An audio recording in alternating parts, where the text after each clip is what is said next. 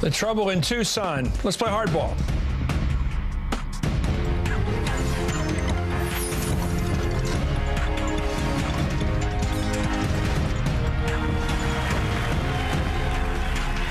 Absolutely. Well, our thoughts and prayers are with Gabby and the families of all the victims of this senseless crime. And it was a deranged person. But the fact is, it gives us an opportunity to talk about political speech, to remember that words do matter, that, as Debbie Wasserman Schultz said, people are influenced by these words. And, you know, honestly, it happens on the left and the right. There was a left-wing blogger who, when Debbie didn't vote for Nancy Pelosi, said, Gabby Giffords, you're dead. In my state, there's a right-wing group that has a slogan on its website that said, if you're willing to fight for your country, are you willing to kill for your country? I mean, we can't use language like this and expect that it won't have some effect on civil discourse, which is critical to our political system. Go back to Chellie Pingree on this. Congresswoman, this question, I'd like to narrow the discussion as much as possible because we've watched over the past couple of years something new in American politics.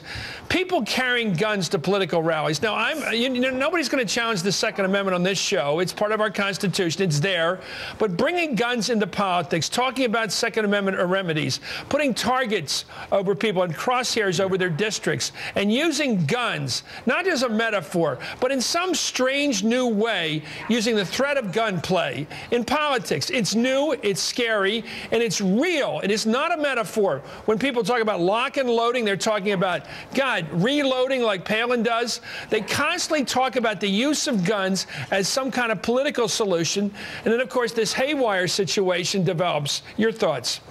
Well, you're absolutely right. We have to tone down the rhetoric. I come from Maine. It's gun rhetoric about politics. Not absolutely. I don't like that guy. Not he's a bad man or that kind of nonsense. Right. But saying guns are a solution to what you don't like in politics. And I agree. I come from a hunting state. It's the state of Maine. People enjoy owning firearms. They like to go hunting. That's one thing. But to combine it with politics, to allow people to bring guns into events. You know, I got asked a question today by a newspaper whether members of Congress should be allowed to carry concealed weapons. Well, it's bizarre.